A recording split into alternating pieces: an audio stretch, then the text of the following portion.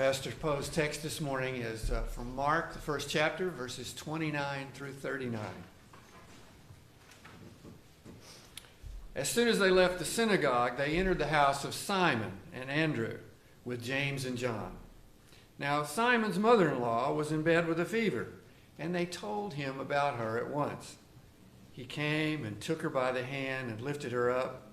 Then the fever left her, and she began to serve them. That evening at sunset, they brought to him all who were sick or possessed by demons. And the whole city was gathered around the door. And he cured many who were sick with various diseases and cast out many demons. And he would not permit the demons to speak because they knew him. In the morning, while it was still very dark, he got up and went out to a deserted place. And there he prayed. And Simon and his companions hunted for him. And when they found him, they said to him, "Everyone is searching for you." He answered, "Let us go up into the neighboring towns, so that I may proclaim the message there also, for that is what I have come to do." And he went throughout all Galilee, proclaiming the message in their synagogues and casting out demons.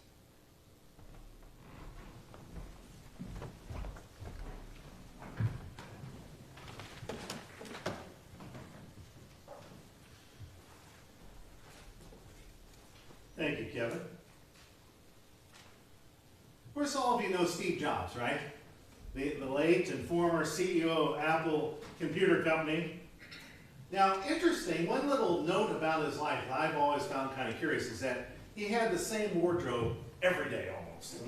Near the end of his life, he wore the same clothes all the time. Blue jeans, a black turtleneck shirt, and sneakers. I always thought that was kind of cool. I guess when you're a CEO, you can wear whatever the heck you want.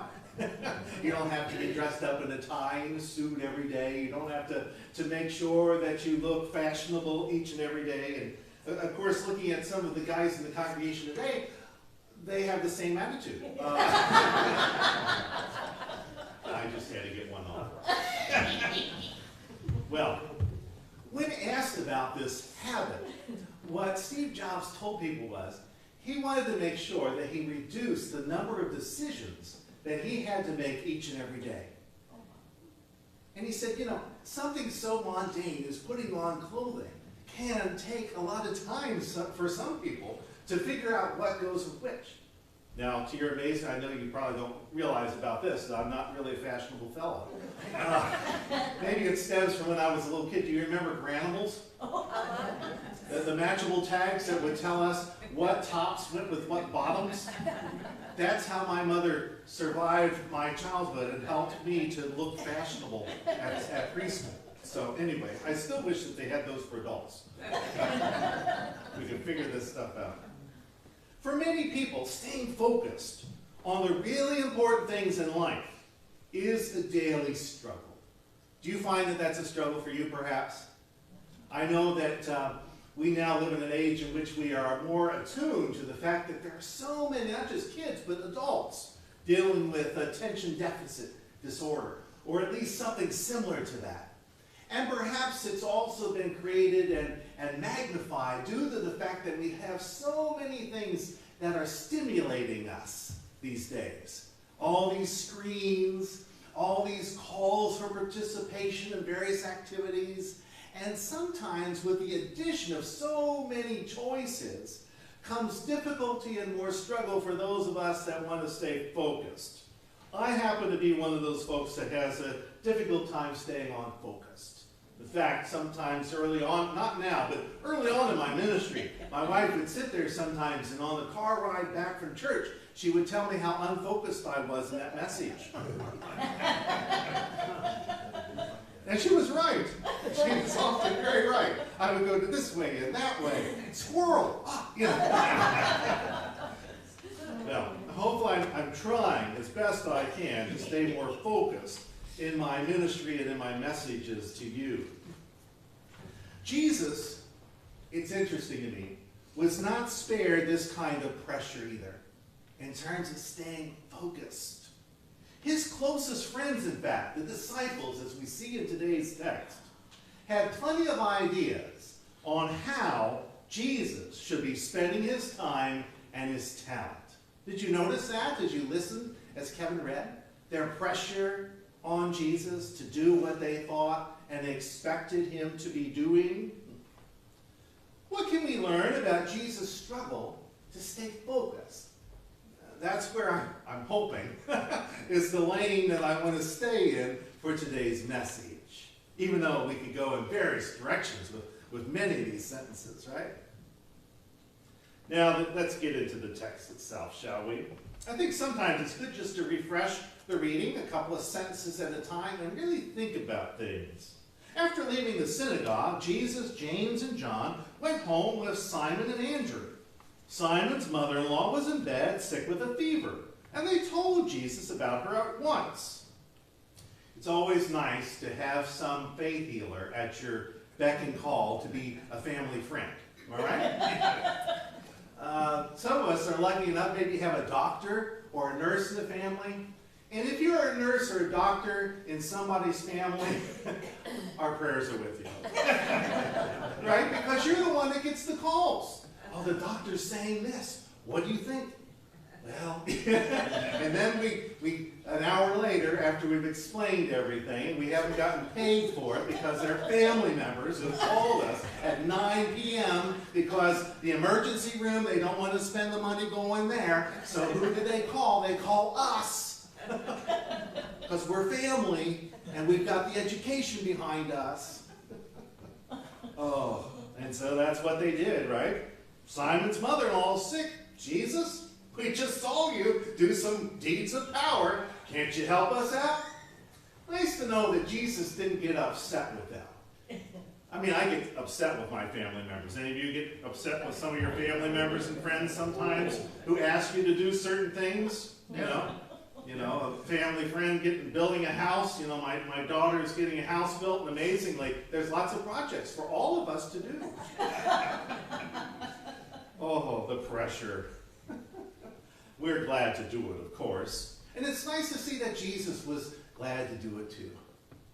I'm sure he had other things he was on his mind and thinking about. But he nevertheless listens to their desire. We don't know if this was a common fever, you know. Is this a scarlet fever? Is this some kind of fever that leads to death? We're not told any of those details. I like to think that it's just a common fever. But I could be wrong. He went to her, took her by the hand. Now that shows you compassion and love, right? He took his time. You know, sometimes when I go to the doctor, I don't know what your experience is, but they barely look at you these days. They look at the chart, they read off a few things, they say, is there anything else you need? Okay, good. I'll see you next year. And sometimes I'm happy for them not to touch me, not to look at me, not to say anything, so I can just get out as quickly as possible and go about my life. But there are other times in which I wish that they would ask me a few questions because I'm reluctant to tell them how I feel. Or I'm reluctant to show them this thing on my skin that's been driving me nuts, and I wonder, is this cancer? The fever left her, and she started to serve them. Interesting how this story begins. Jesus had just come from the synagogue in Capernaum, where he had cast out an unclean spirit from someone. So he's dealt with a foreigner, a stranger, if you will, and now he's also showing that he can do it outside of a religious holy place, and he doesn't have to restrict his healings to folks he doesn't know or strangers. He is able to heal folks very close to him. So it's not some kind of magic trick, and it's not some kind of act. Apparently, Jesus' power isn't limited to just holy places either, which I find fascinating because there are lots of what we would call unholy places. Am I right? Yeah. It's good to know that our God can work outside of the holy places. Nor is Jesus going to deny helping his friends. So Simon's mother-in-law is also a recipient of Jesus' healing powers. Now, I must admit, I don't know, some of you in the audience may have picked up on this. It sounds terrible to our modern ears to hear that as soon as Simon's mother-in-law was well, she turned and started to serve the men. Ladies, I hope that you're upset with this. I read that and I think, Gosh, that's kind of what my mom had to do growing up. When the kids were sick and she got sick from us, guess what? She had to be a good trooper because Dad sure as heck was not going to help us through this crisis. So she had to make the meals, and she had to get us off to school, whether she liked it or not. She had to somehow find the inner strength. I think that's why many of you ladies live a lot longer than us guys. Anyway, it seems a little sexist that they should get up and serve, but I think we need to remember what's really going on here is that Mark wanted to show us, not sexism, he wanted to show us the fact that she was so good, it wasn't a matter of, hey, she needs a couple more days bed rest, a little bit more chicken soup, and she's going to be fine. It was one of those, she's absolutely back to normal. She's able to do what she did before she was ill. She's able to return fully to all of her activities. Wonderful, a miracle, a healing. You know, oftentimes in our lives, that's not the case, right? Sometimes it's months and months of fighting infections. Sometimes it's months and months of surgeries and doctor visits and feeling a little bit better only to feel a little bit worse the next day. And a roller coaster ride of emotions and feelings. But here in this text, the emphasis is on Jesus' power being so tremendous, so awesome, that she is able to feel exactly normal immediately after being touched and prayed for by Jesus Christ. Now that evening at sunset, the text tells us, people brought to Jesus those who were sick or demon-possessed. You know, back then, any kind of disease that they didn't know what to name, they fit into that category of demon-possessed. Whether that would be mental or physical, just that other category. You know, and some of you have experienced that when you've gone to the doctor, am I right? The doctor looks at you. And after all of his years of experience, we've put a lot of money into this guy or this gal's education, and then they sit there and they tell us, I don't know what's wrong with you. I'll have to send you to a specialist. What? Oh, boy. Well, anyway, lots of people are looking for specialists back in the ancient world when there weren't too many people that had the education or the know-withal to do much.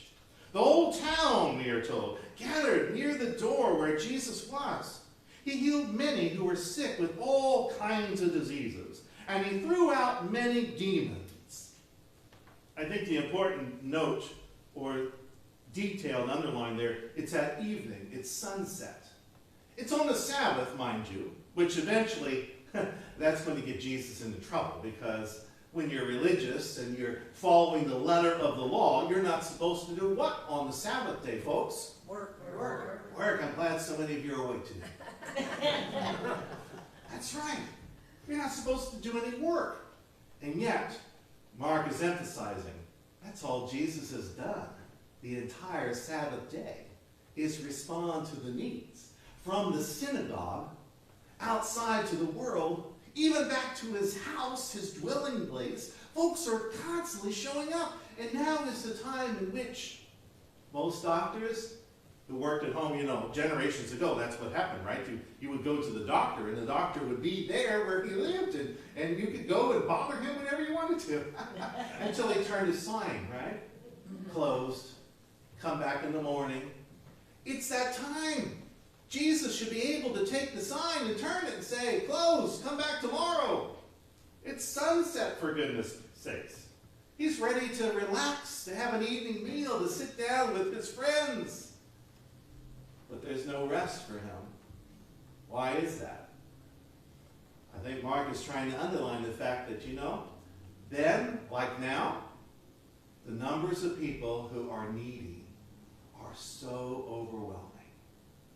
There's not a single soul in this room, I bet, who doesn't have a need for some kind of healing, a need for some kind of ailment to be fixed by Jesus.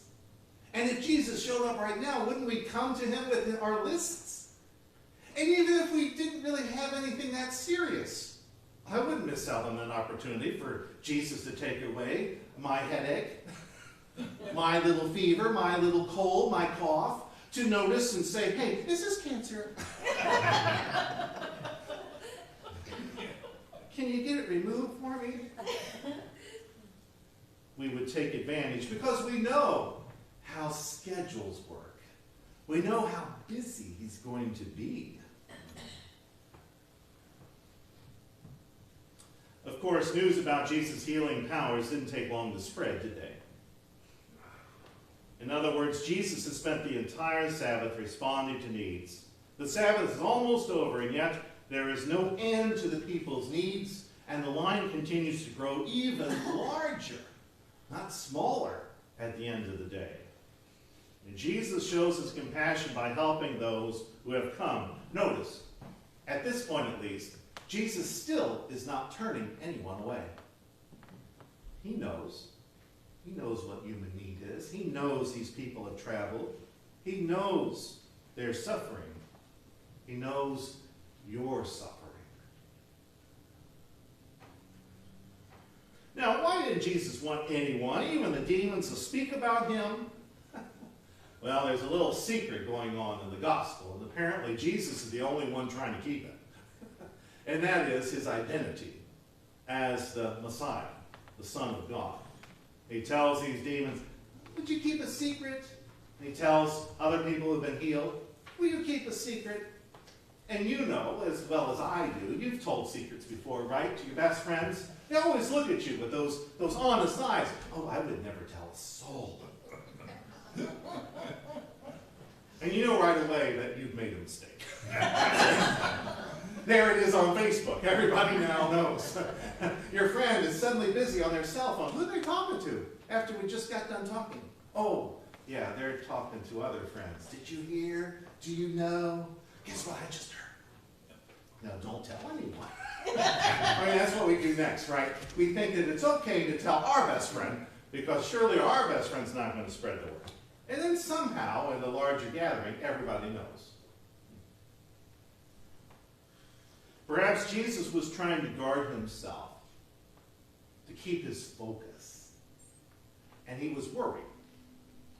If he becomes too famous as a faith healer, people might forget the faith.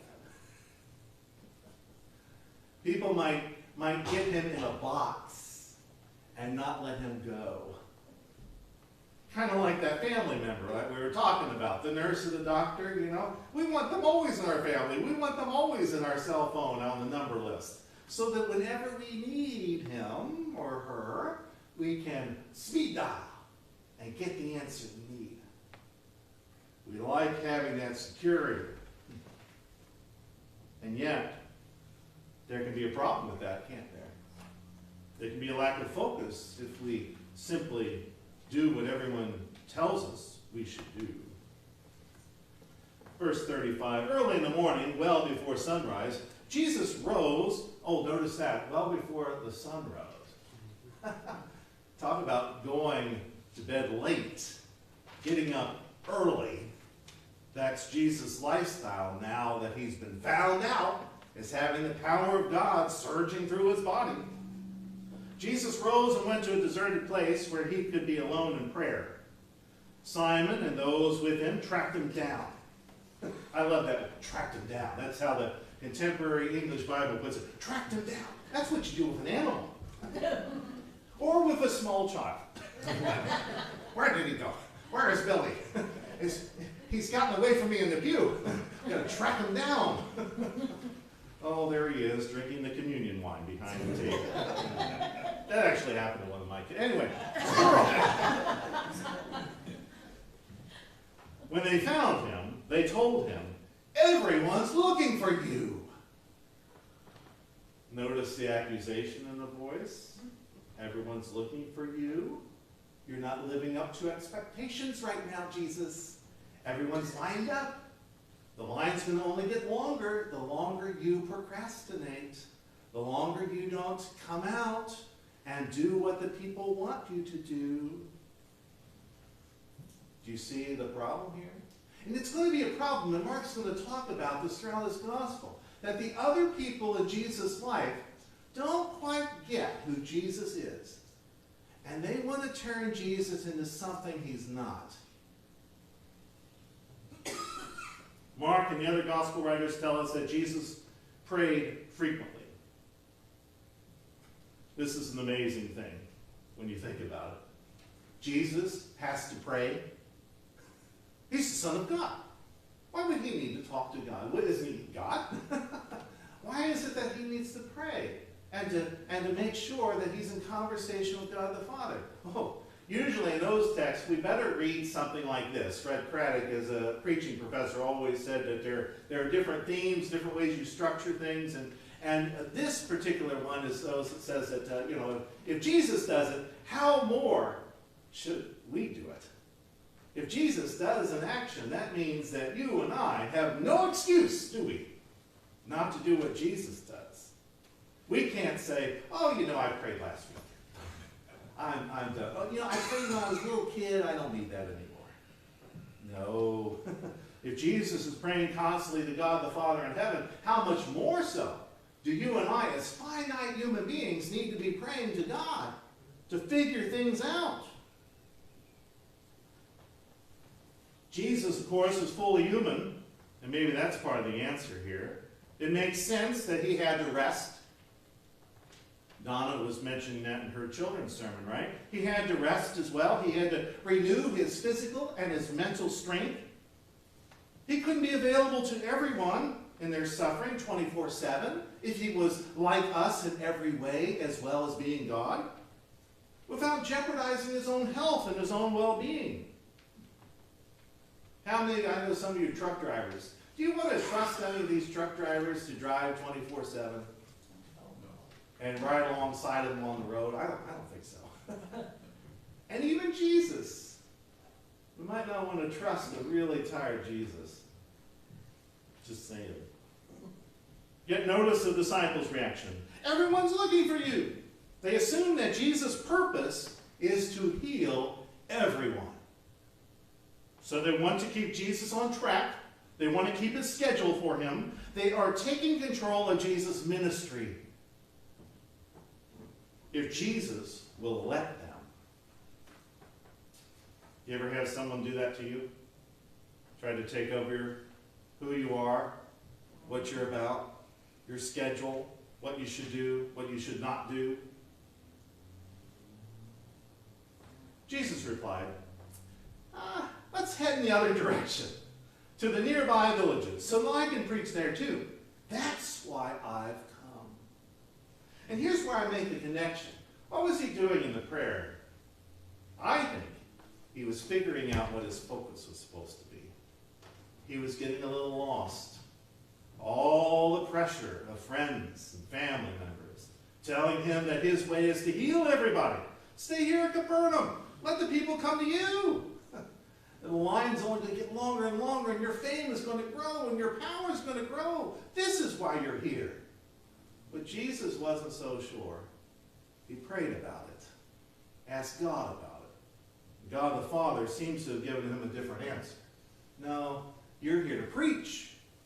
You're here to be the answer to everybody's prayer.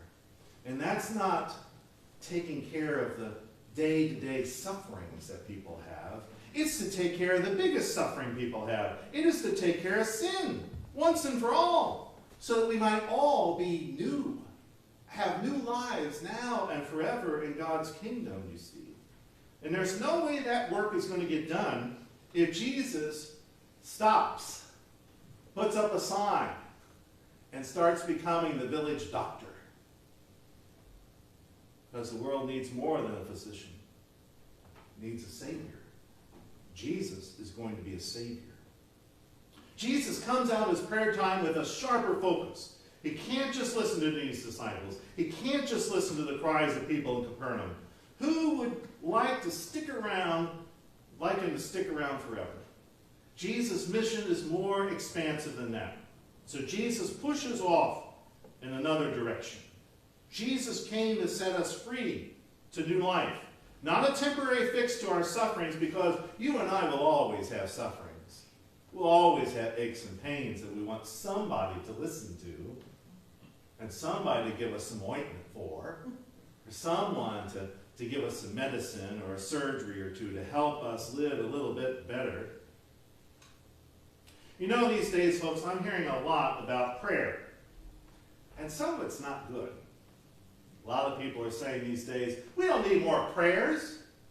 We need action. You heard that before? We need action. Enough with the prayers. Action. You know, to some degree, maybe there's some truth in certain situations about that, especially when those praying are supposedly the politicians. But praying helps us focus, though, our thoughts and align them with God's vision for our lives, right? To align our lives with God's vision for our lives.